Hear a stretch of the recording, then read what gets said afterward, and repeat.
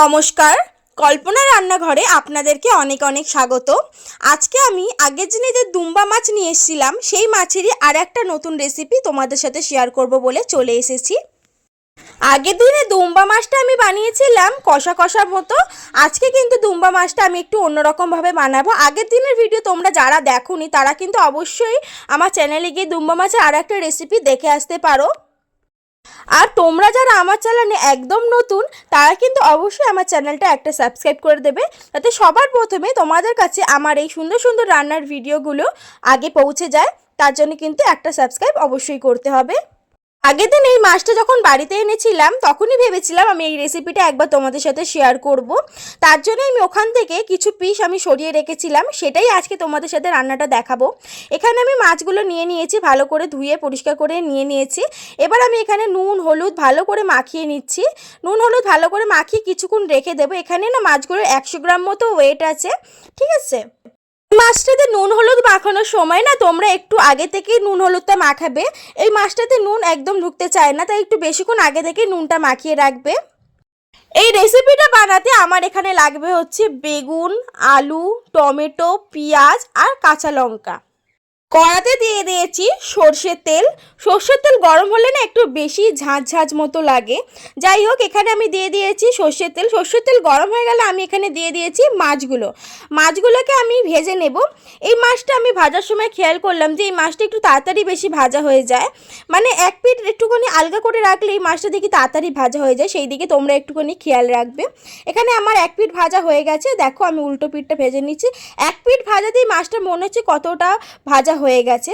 যাই হোক, এখানে আমার ভাজা হয়ে গেছে, আমি এখানে তুলে নিচ্ছি। এবার ওই তেলের মধ্যেই আমি এখানে দিয়ে দিয়েছি হচ্ছে বেগুনটাকে আমি এখানে ভাজা করে নেব। ভাজা করে নিয়ে তুলে নেব, অতটাও ভাজা না, জাস্ট হালকা মতো ফ্রাই করে নেব।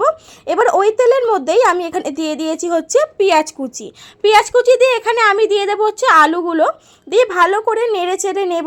নেড়ে চেড়ে নেওয়ার পরে আমি এখানে দিয়ে দিয়েছি টমেটো কুচি, সেটা দিয়েও ভালো করে নেড়ে চেড়ে আমি এখানে দিয়ে দেবো হচ্ছে নুন দিয়ে দেব। এরপরে দেব হচ্ছে হলুদ গুঁড়ো, তারপরে দেব হচ্ছে লঙ্কার গুঁড়ো, তারপরে দেব হচ্ছে জিরে গুঁড়ো।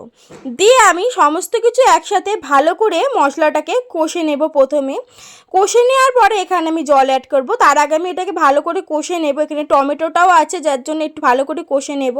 এবারে আমি এখানে জল দিয়ে দিচ্ছি, যেহেতু আমার মশলা কষা হয়ে গেছে। এবারে আমার যতটা পরিমাণ ঝোল দরকার ততটা পরিমাণ আমি এখানে জল দিয়ে দিয়েছি। দিয়ে এবার এটাকে আমি ফোটার জন্য ওয়েট করব। ফুটে এলে একসাথে আমি মাছ আর বেগুন ভাজা একসাথেই আমি দিয়ে দেব। তাই জন্য মাছ, ভেজে রাখা বেগুন সব কিছুই আমি একে একে দিয়ে দিচ্ছি। দিয়ে ভালো করে ফুটিয়ে নেব। সবশেষে লাস্টের দিকে আমি দিয়ে দেব হচ্ছে 2টো কাঁচা লঙ্কা। দিয়ে আমি এটাকে ভালো করে ফুটিয়ে নেব। ফুটে এলেই আমি এটাকে নামিয়ে নেব। তোমাদের এই অন্যরকম দুম্বা মাছের রেসিপিটা কেমন লাগলো আমাকে কিন্তু অবশ্যই জানিও। আর বাড়িতে দুম্বা মাছ যদি কখনো আনা হয় তাহলে সবার প্রথমে কিন্তু তোমরা এই রেসিপিটা আগে ট্রাই করে দেখো। আশা করি খুব ভালো লাগবে। যেহেতু এটা বেগুন দিয়ে বানিয়েছি, এটা কিন্তু খুব সুন্দর লাগবে খেতে। আর তাছাড়া এই মাছটা খেতেও কিন্তু খুব সুন্দর। আর যেহেতু এক কাটার মাছ, সেহেতু বাচ্চা বড় সবাই খেতে পারে, কোনো অসুবিধা নেই। যেহেতু এই মাছটাতে একদমই কাটা নেই, একটা মাত্রই কাটা থাকে, এই জন্য মাছটাকে এত পছন্দ। তাই বাড়িতে যদি দুম্বা মাছ আসে অবশ্যই কিন্তু এই রেসিপিটা তোমরা একবার বাড়িতে বানিয়ে দেখো। আর ভালো লাগলে কিন্তু আমাকে অবশ্যই জানিয়ে থেকো।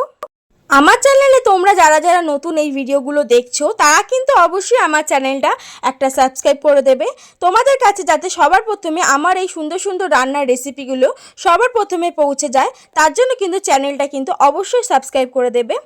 দেখা হচ্ছে নেক্সট অন্য কোনো রান্নার ভিডিও নিয়ে। ততদিন ভালো থাকবেন, সুস্থ থাকবেন। ধন্যবাদ।